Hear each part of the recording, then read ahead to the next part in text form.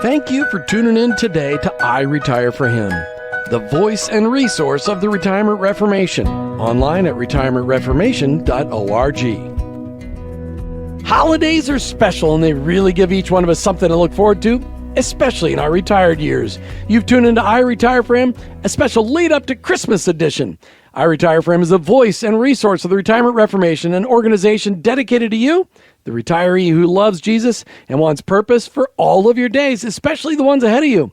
Bruce Bruinsma joins us today as the founder of the Retirement Reformation. He's here to encourage and walk with you through retirement, sharing his own stories along the way. And I'm Jim Brangenberg. Please check us out online. So many resources out there. retirementreformation.org, retirementreformation.org. You know, it's literally 3 weeks until Christmas. And as a retired Christ follower, what's your plan for making a difference this Christmas season? In this new series, we challenge both of us and all of you to the statement, not everyone can do the same thing, but everyone can do something. What does that look like for you this Christmas season? On today's podcast, Bruce and I will talk about Christmas past and present and how we can serve our neighbors with some Yuletide cheer. We'll make sure and give everyone some ideas on what you could do to make a difference in someone's life leading up to celebrating Jesus' birthday. Bruce, Merry Christmas. Hey, Jim, Merry Christmas to you and to our audience. It's a special time of year, and unfortunately for some, it has some sad memories. And so one of our goals in today and the next couple of podcasts will be to see if we can bring some new light into this season for each one of us. So we're going to talk today about coming up with ideas of something that everyone can do to demonstrate our faith and action in our retirement during this upcoming Christmas season. But first, let's get a little personal. I want to hear, because I've never asked you this question, what's your favorite childhood Christmas memory? My favorite childhood Christmas memory was when I was 7 years old and with my mother and father. And we were spending a year, it was right after World War II, so it was a long time ago. And we were in the Netherlands. We were in a town called Zeist. And Christmas in Europe is a little bit different than our Christmas here, but the meaning and the purpose is pretty much all the same. And so experiencing the ways that the Dutch at that point in time, right after the war, coming from such a terrible set of experiences, how they celebrated it. And I just remember that the biggest thing was a cross with an orange hanging from it. And I said to my mom and dad, well, why an orange? They said, because it is so precious at this time in this country right now, and you should really appreciate it. So I've always have, when I think about Christmas, I have that orange in front of me, and I go, something to really appreciate that perhaps others don't expect. And I picture that orange with a bleak gray background as just a bright spot because of those tough, terrible years that Europe went through during World War II. All right, so what about your favorite Christmas with Judy so far? I mean, the favorite one is a married couple, and 63 years this year, 62 years this year? 63, be in June, it'll be 63, so 62. And, as I think back over our Christmases together, and it's been primarily with as the kids grew and came along and grew together, the ongoing Christmases that we would have. But I think the ones that I remember the most was we were very blessed to have a cabin in Central Oregon. And Central Oregon at this time of year is a little bit like Colorado in that there's some snow but there's bright sunshine, as you can tell, the sun coming through the window on my face, but there was bright sunshine and there was snow, and we would go to our cabin in Central Oregon with the kids, and we would play in the snow, get out of the rain of the other parts of Oregon, and it was just a time of, this is really good. And I remember coming into the cabin, stomping our feet in the snow, falling off, and Judy having some hot apple cider there for us, and us sitting down around the table with Beth and Brent and Judy and me, and having that apple cider together. Those are good memories. Yeah. It's great. Those kid memories. I mean, there's just no question. There's so many good memories out there. I love, when we moved to Minnesota, what was cool about Minnesota is that we had white Christmases 90% of the 30 years that I lived there. So you're always were playing in the snow. That was always great. What's kind of sad about Christmas is the reality that this is that time of year that everybody thinks about other people and what they can do to help other people. There's always fundraising, there's giving food, there's the Salvation Army ringing a bell, and we get this attitude of serving others at Christmas time. But yet the rest of the year, really probably 10 months of the year, we don't do that. How can we keep this attitude of serving other people and doing something intentionally with our faith all year long? What are the ideas at? Well, to me, the key to opening that door, stepping through it and then living it, is in fact, as I talk about in our book, the Living the Fruitful Life, that when I remember that the Holy Spirit in me wants me to reflect, those fruits of the Spirit. And so whatever the circumstance that I'm in, if I can focus on that, and when I start to get grumpy, when I start to lose that Christmas spirit that you're talking about, and then the Holy Spirit reminds me, remember, look at what it is in front of you, and to be able to live and to live out those fruits of the Spirit. So when I'm framing the decisions I'm making, the conversations that I'm having, the actions that I'm taking, starting with love and then adding the joy and peace and patience and kindness and gentleness and self-control, when I add those pieces in, then I have the opportunity, whether it's in the middle of July or it's the 24th of December, to be able to really live the fruits of the Spirit, which keeps me in that, what we would call the Christmas spirit, but I think is the spirit that God designed us for and gives us the opportunity to live out. What's amazing, Bruce, is most people don't realize how healthy it is to serve other people. It is if you're feeling depressed, the best way to get rid of depression is to go serve other people. When you take your mind off yourself and put it on somebody else, it starts to heal. It's the way God meant us to be. Bruce, you made a statement that we're really doing this premise of this whole three-part podcast about not everyone could do the same thing, but everyone can do something. This Christmas, what are you hinting at? What I'm hinting at is that to find the things that you are uniquely capable of doing. Some of them are just general areas. Like, so for example, the most important thing is your attitude. So to keep an attitude of gratitude, looking for the need. So find a need and fill it, find a hurt and heal it, find somebody to love and do it. And so to keep that attitude, and then to realize that there are probably some things that you can do that maybe nobody else in the world can do or nobody else in your family can do, that you can make a difference for someone. It may be that phone call to your brother-in-law in Kentucky. It may be wrapping that package and sending that off to your sister in wherever she is. But something that you can uniquely do and you can uniquely bring to someone else. It may simply be your neighbor. I got a neighbor. His name is Bill Heater. And Bill is the HOA chairman in the area that we live in. So I got a text from Bill the other day. And he said, Bruce, I don't know if you noticed, but you had a pretty big limb in your yard that fell down. And I said, Bill, thank you. I know, frankly, it was a part of the yard that I hadn't seen that. He said, would it be okay if I came over, cut it up, and took that away? You're like, no, I want to climb up the tree and chop it down. I want to go do that. And it was a total out of surprise. I mean, it was not, we have no relationship that suggests that kind of activity between us is something that would happen. And so what a blessing that was to me. And then 2 days later, I'm hearing the chainsaw and I'm looking out the window down the far end of the property, and there's Bill, man, cutting that sucker up and hauling it away. I mean, what a blessing. It's amazing. And we got to figure out a way for us and our audience to think like that all year long. That being a neighbor is a great way to do this because we're all surrounded by neighbors. Everywhere we are, no matter where we are, we're surrounded by neighbors.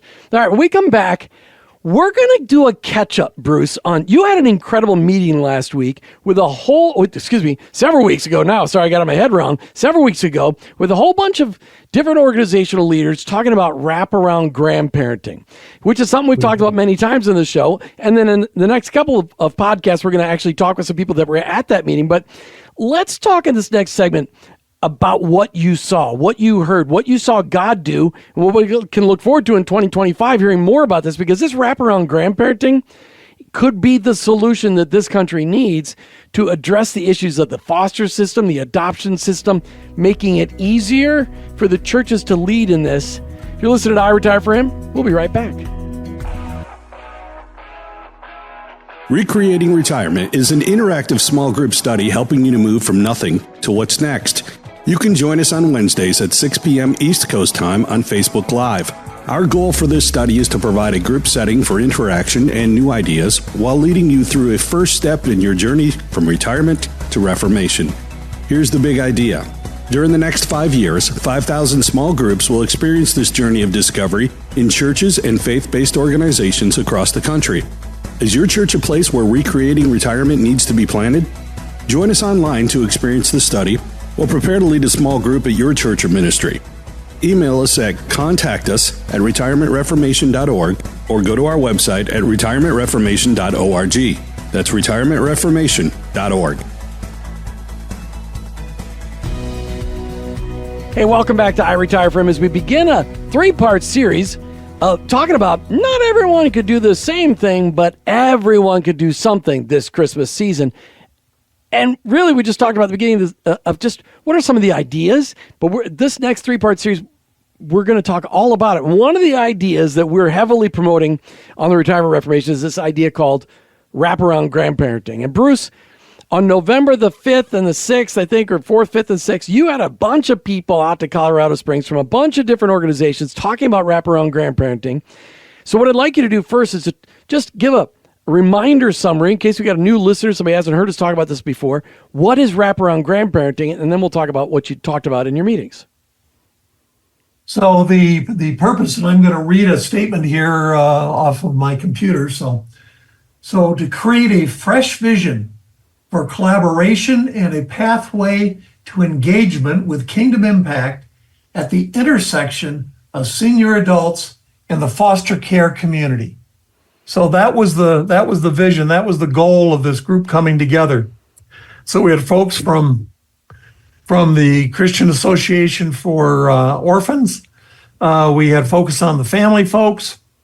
We had folks from a number of ministries who have experience in the foster care arena, fostering, adoption, dealing with families and vulnerable children. That's really the whole context. And the bottom line there, though, is both your family and my family have a lot of experience in the foster system and adopting. And it's not an easy place to be. It's a really hard place, and the need is growing. The need is growing dramatically, and the resources are not emerging. And so as we think about how do we deal with that as the church, caring for widows, orphans, and so on, as Jesus commanded. And then as individuals, what role can we play? And one of the amazing things that comes up, and that was the reason for bringing all these people together, is that one of the resources that is available that can dramatically impact the issues of fostering and adoption and single moms and all the places that need support are those of us that are, say, 60 and older in doing what we call wraparound grandparenting, coming together, not as necessarily an individual, but coming together as an individual and part of a team to be able to bring support and to be able to bring the dynamic of a wide range of support to a foster family. We'll just deal with that specifically. And so to understand what does it mean to be fostering? What are the barriers? What are the boundaries? What are the challenges? What are the issues? And then as seniors, how do we need to adapt, adopt, and step into the issues that are there? Some of those issues require change on our part, but all of them require a love and a passion on our part to make a difference in someone else's life. You know, what I love about having both of us having had experience, when you had 2 kids that you fostered for 10 years, wasn't it? Yeah. Did you ever have anybody come alongside you for those days where you just needed a break, or were they with you all the time? No, we never had anyone that came alongside as a break. We had some friends that when we would do things together as a family, they were very open to, we had 2 kids and we had 2 foster kids. So the four kids, they were very open about embracing them and encourage, and not separating, yep, making a difference there. And that was good, but that was about it. Yeah. As I think back on it, man, we could have used some help. Oh, just a break, just a date night. That's one of the things that when I see in our own kids, all of our kids, we've got 3 kids, one of them adopted, but all 3 of them have been involved in the foster system and involved in considering adopting. Some of them have adopted, some of them have opted not to adopt. And it's brutal. I mean, it's not a system that is for the lighthearted. But what is incredible is that when you can give the foster provider a break, they can get a refreshing. But it's none of it is easy, because these are kids that are struggling with identity. And the enemy's attacking their identity, and their families have been destroyed, and they're living with strangers. And it's where the church is meant to be the church, because it's a supernatural thing. The enemy loves to attack identity. So, Bruce, when you look at... So you have, if I could just interrupt with that, you have all the issues of the foster parents and the challenges that they have, and then you have the issues of the kids. And so, for example, I was doing a meeting a month or so ago, and I talked about wraparound grandparenting, and this older guy came up and said to me, he was kind of half angry, and he had an angry look on his face, and he said, "Well, if they just do the right thing, there wouldn't be a problem." And I said to him, if all of us would do the right thing, there wouldn't be a problem. It's called sin in the world. And the only person who is able to cut through that is the love of God and the sending of his son, Jesus Christ, to forgive us for all the screwy things we do. In order to work with kids who have been abused, have trust issues, have all kinds of issues, we need to change just like we want them to change. It's something that the church was designed to do. The church was meant to bring solutions to the planet. The church was not meant to sit back and let the government come to the rescue. Because frankly, now the government established the foster system. I don't know how many years ago, I have no idea. But just like in the 70s, so just like the poverty, fighting poverty for the last 60 years, poverty's worse now than ever. The foster system is now worse than ever. And when before the church just stepped up and people in the church took care of kids, everybody said, okay, wow, Bob and Jane are struggling, or Jane dies and Bob can't handle his kids because he's got a job, and people come along and they just helped each other. You didn't have to give up kids for adoption. But today, it's a broken system, but there's so much opportunity here, Bruce. When you guys, at the end of your 3 days of meetings, what did you come away with? The one big thing that you guys as organizations can do together? Well, number one is that we can collaborate. We can have a mutual understanding of the issues and the language to use to talk about and enter into the solutions. So collaboration together. When Jesus formed the church, it was that in community, we have the diversity to have kingdom impact. But if you don't come together in community, then we're limited to the resources or the capacity of one person or one couple. But when we come together in community, we can both support each other in that community, and that community can be the supportive piece for the foster family in these particular cases. the example that we used while we were in discussion with each other on those 2.5 days together, which were just precious. I learned so much from the others that were there, and hopefully they learned a little bit from me about the role of seniors in this whole piece. But it was the fact that we take that phrase, not everybody can do the same thing, but everybody can do something.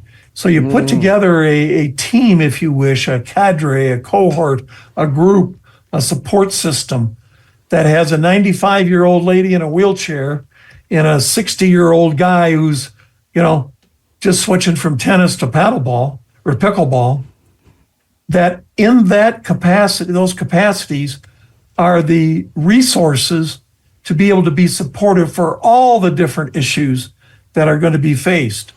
And so I was so encouraged by the commitment and the understanding that it is in community that we can have kingdom impact. And regardless of the time of year, this is a need that is all year long.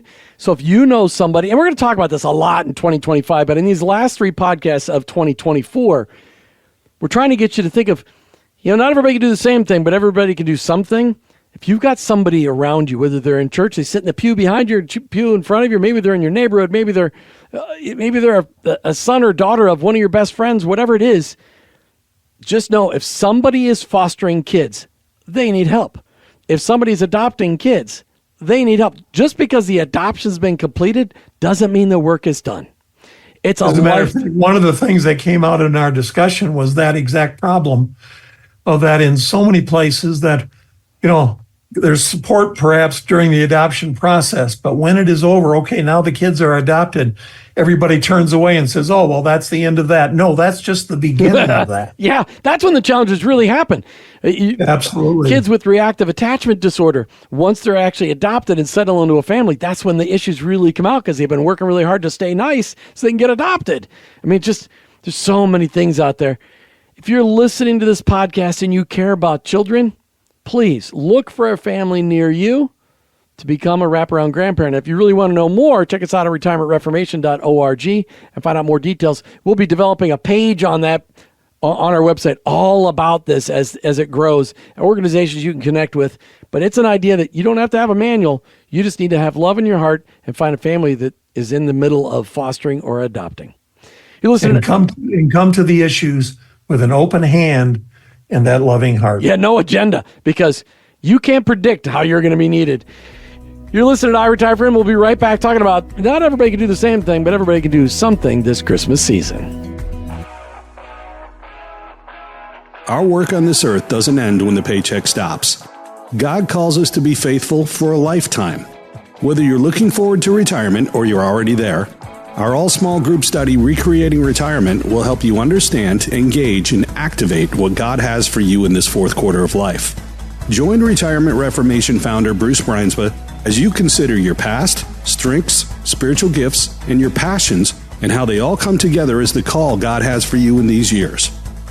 Connect with us on our online community group at facebook.com/Retirement Reformation, Wednesdays at 6 p.m. Eastern, or if you'd like to bring Recreating Retirement to your church, email us at contactus@retirementreformation.org. Are you ready to start your life-changing journey today? Hey, welcome back to I Retire For Him. As we're talking about, everybody can do something, but not everybody can do the same thing during our Christmas season. But how do we take our faith and put it into action this Christmas season and have it carry over through all of 2025? Bruce, I think it would be a good idea, as we talked about wraparound grandparenting in the last segment, that's something people are going to hear about a lot because it is a solution the church, the body of Christ, can bring this nation and the several 100,000. Bruce, did anybody give numbers on how many kids are in their foster system across the nation? Anybody give those numbers? I had heard 400,000 or 500,000. Well, the latest number that they're going with is 369,000. And how, at 369,000. But that's in the foster system. Right. Then you add adoption and so on, and it just it gets up to that $500,000 number. Yeah, if it was only $500,000, we could solve that problem pretty easily. Yeah, right. It's more like a $50 trillion issue. Okay, so let's go back to the premise for today's show. Not everyone can do the same thing, but everyone can do something this Christmas season. Let's give, as we're 3 weeks away from Christmas, let's give some practical ideas that we can do for Christmas. Let's just say I'm working, but I'm retirement age. What's one thing that comes to your mind, Bruce? Something that we could do to make an impact, living out our faith. We're still working, but we're retirement age. Yeah, we can again, like we talked about before, you can find that need and fill it, find that hurt and heal it. And so as you look around just in your family, but in your neighborhood, and certainly through your church affiliations, there are all kinds of needs that are up. One of the conversations that I would urge you to have, because you have limited time and you've got all kinds of things that are pulling at you, go sit down, go and talk to your pastor, talk to your youth pastor and say, what is one circumstance that you know about that's going on in your church that I could help with that no one is addressing? Are you talking just giving money? Are you giving money or giving time? What are you talking about? Could be money, could be time, and typically it's both. Okay. Who is here who needs to go shopping that isn't going to have anything for Christmas that I can take to Target and have a budget and say, hey, let's go. I'm not a big endorser of Target. Can we send them to Walmart or some other great organization that, let's go somewhere other than Target. We can go to Walmart. We can go to Sam's. That's it. Costco would be even better. Okay. All right. Wherever it is that can go. And if there's a department store in your town or a general purpose store that has a Christian ownership, start there. But take somebody, have a budget, and help them to experience the joy of identifying, selecting, and owning something. One of the things that we learned about foster kids is that, they don't own anything. Right. Everything is given to them and then it's taken away, and then they move from one family to another. Usually have a garbage bag. All they get's a garbage bag. Whatever they can fit in the garbage bag, that's what you get. Let's go.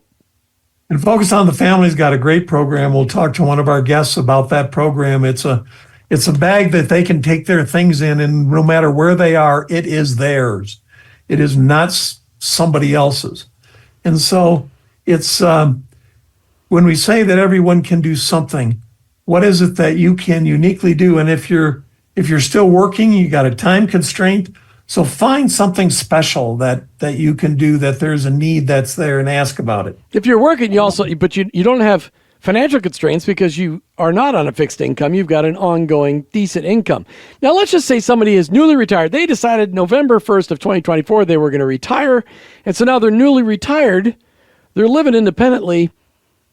I think we should really turn that conversation to before you go fill in your stuff, because there's nobody busier than a newly retired person, because they just absolutely just go crazy with commitments to new things. And that's great. But first, ask the Lord, your heavenly Father, okay, I've got all these gifts, talents, and abilities, all these skills that I've been honing since I was 15 years old or 13 or 12 or 10. Some people started working when they were 8. How do you want me to use them now that I have free time before I commit myself to poker club and bridge club? What they have is time and then their own experiences. Yes. So to be able to bring those past experiences into now, I have the time and typically the resources to be able to do something special. So ask the Holy Spirit to guide you and to bring to your attention a place where the time can be used. There's, we've all know that there are the different love languages. One of those love languages is time. Quality time. And so there is someone that you are associated with, engaged with. It could be somebody from the work that you just stepped away from, the gal who sits at the front desk, who has 2 kids. You're now not working there anymore. If you call her and said, those 2 kids that you've got, they're how old? 8 and 9. Okay, what is it that they might like to do that I could help them with? Not to give them money, but to have time. There's a parade coming up. There's a gift exchange that is happening. There's a party to go to. There's Chuck E. Cheese to go get some pizza. What could I do to help? And to most of us, when we transfer into this retirement age, we get hesitant about being aggressively helpful. We are passively. We say, well, if they want something from me, they can ask me and I'm happy to do it. No. That doesn't fit the picture at all. What I love about the fact that it doesn't matter no matter what age you are listening to this podcast, the biggest and best thing you can do is to love on your neighbor. You've got neighbor, whether you're living in an assisted living community or a full-scale nursing home, you've got neighbors. Your neighbors may be your caregivers. Your neighbors may be the people who live in the apartment next door. But just love on your neighbors. Now, sometimes neighbors aren't so lovable, but find a way to love your neighbors. The best way to do that is to start praying for them and ask God to help you to see them the way he does.